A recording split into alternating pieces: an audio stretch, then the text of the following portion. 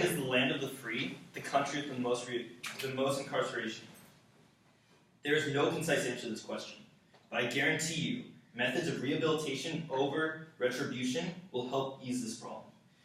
Quora.com says around 5% of Americans will be in a jail cell in their lifetime. That means one student in this classroom at some point or another will be in jail.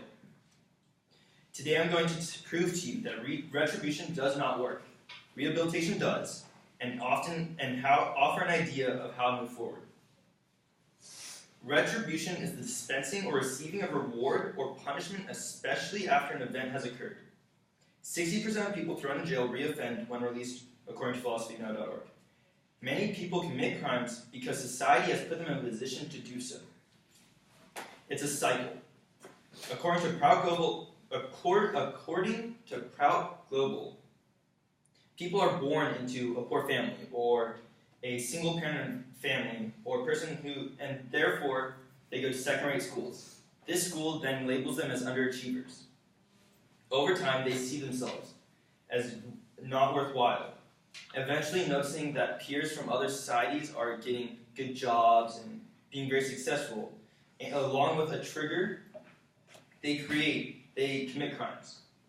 Putting these people in jail continues that cycle and makes matters much worse. Their peers are other prisoners who have done the same thing as them. It doesn't get them any better.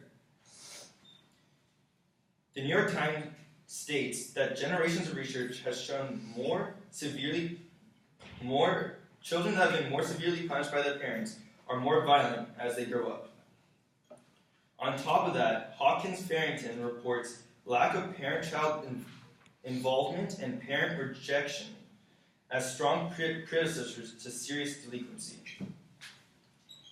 Prison makes all these criminals' problems worse. Now, rehabilitation, according to the Merriam-Webster Dictionary, is restoration, especially by therapeutic means, to an improved condition of physical function. So basically, rehabilitation takes these people and tries to help them become better. JusticePolicy.org says that with rehabilitation, the percent of clients arrested for drug possession declined by 51%, while the percentage arrested for any charge declined by 64%. It changes the cycle of crime. It puts a kink in the system. It stops this whole cycle. JusticePolicy.org also says that changes in criminal behavior were larger between 70 and 90%. The origins of rehabilitation come from a man named Alexander Maconochie, a prison governor on Norfolk Island in Australia in the 1840s. Even back in the 1800s, people believed in rehabilitation over imprisonment. He advocated for early releases and systems of aftercare after prison. People from jail need to be rehabilitated. The people who are rehabilitated don't go to jail. The Freeman Academy claims, once a criminal, always a criminal. While that is simply a statement that generalizes all crime, it unfortunately contains a disturbing amount of truth. The United States from 2005 shows that 67% of inmates re-offend after they get out. So what's the best way to go about this? I think we should look to others as examples. Business Insider states, on top of that, when criminals in Norway leave prison, they stay out. It's one of the lowest recidivism rates in the world, and 20%. So basically, people don't get arrested once they get out. That's mainly because Norway has a jail system that is very kind to the people in jail. In the New York Times article, a New York New York prison officer visited Norway, and he said the prisons were basically like hotels. He said these prisoners were treated way too nicely. In fact, the National Institute of Justice pointed out how the United States has the highest incarceration rate of any free nation. As proportion to population, the United States incarcerates 5 times more people than Britain, 9 times more than Germany, and 12 times more than Japan. We need to focus on building good rehabilitation for people to go through and be back in society. Retribution hurts society by helping along the circle of criminal activity, but rehabilitation can fix the crime problem. If you're the one kid in this classroom that goes to jail, wouldn't you rather be given a second chance?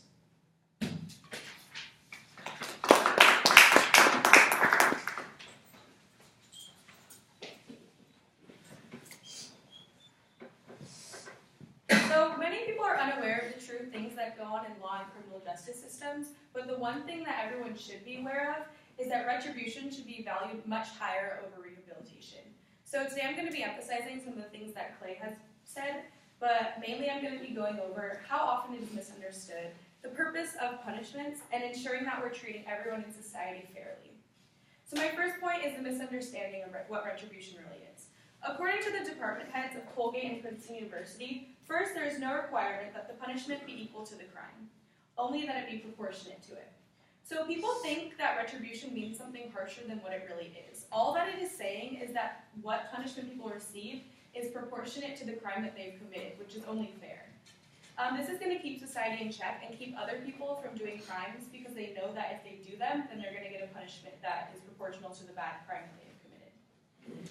Next, Notre Dame's law school has said that in any event, to apply the eye for an eye more literally, organized communities would have to be prepared logistically as well as morally to do anything that their most depraved individual members had done. Retribution, therefore, is not about revenge. A lot of people have the misinterpretation that retribution is getting revenge on someone, but like I said earlier, it's just doing something proportionate to it in order to make sure that people know that whatever crime they've committed is not okay to do.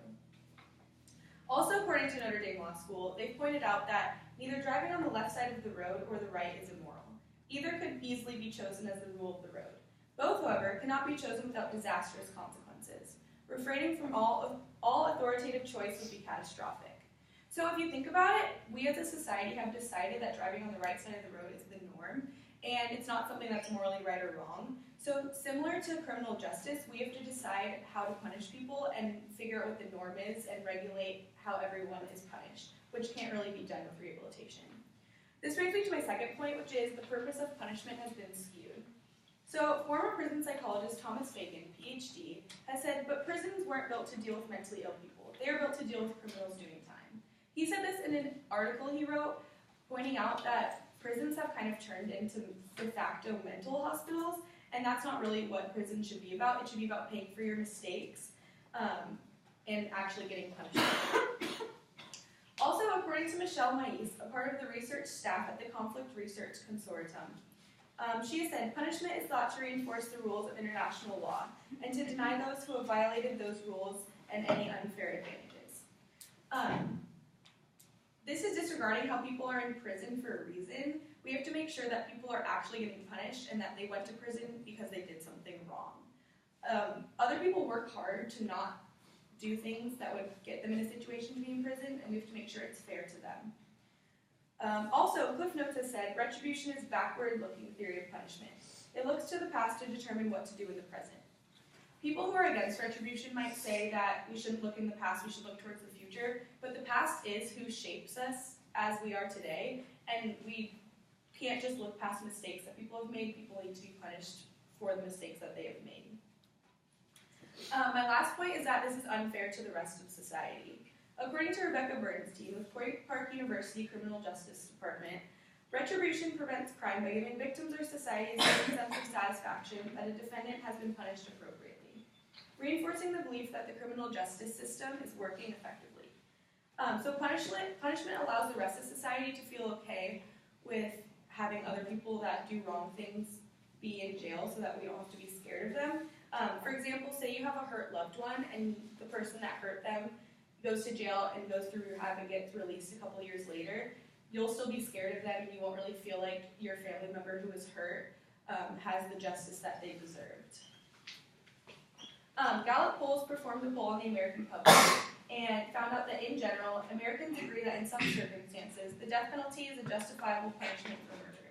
The death penalty supports a concept of justice in which murderers should be executed and not be sentenced to life imprisonment, as imprisonment does not justify taking a human life.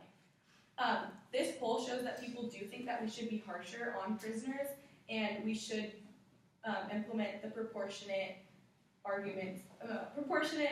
punishment for what people have done. Lastly, Stanford's Encyclopedia of Philosophy has said, This idea of debt owed may be connected to the idea that criminals have taken unfair advantage of the law-abiding. Punishment in the form of harsh treatment can then be thought of as payback in the sense that it strips away the advantage and restores the status quo ante that was wrongfully disturbed. So, what we need to make sure with retribution is that the status quo of our society is maintained, and that we need to keep other people from doing crime, so we need to punish people accordingly. Thank you. So one of retribution's main points is that we need to punish people according to the crime they do. We have a 60% reoffending rate. Norway has a maximum penalty of 21 years. If you murder someone, you go away for 21 years. If you do anything, is that capital punishment is 21 years. And they have a 20% reoffending rate. Because they have spent all the money that they would spend on the people that are going to be in jail for all those years on rehabilitation. So all those people can come back in society and feed back into the economy.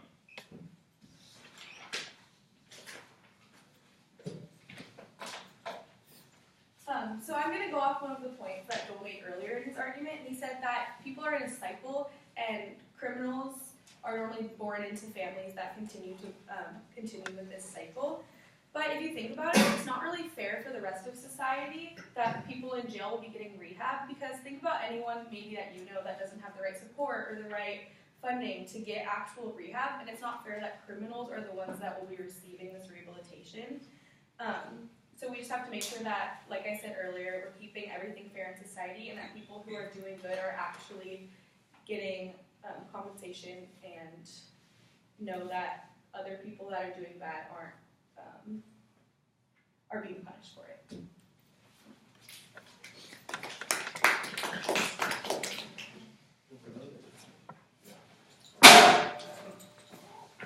For 30 seconds, conclusion. Okay, in conclusion, I know Monroe said 2/3 of prisoners reoffend within 3 years of leaving prison, often with more serious offense. I noted that, but it matters about re-entering society. She said that you're going to be scared of them. That's why we need rehabilitation, to make sure that family members aren't scared of these prisoners coming back into society. They are real people. They are normal people. They just made a mistake. They just need to be, altered in a little bit way, maybe psychologically, to, be a normal person again. Retribution hurts, rehabilitation helps. Nice.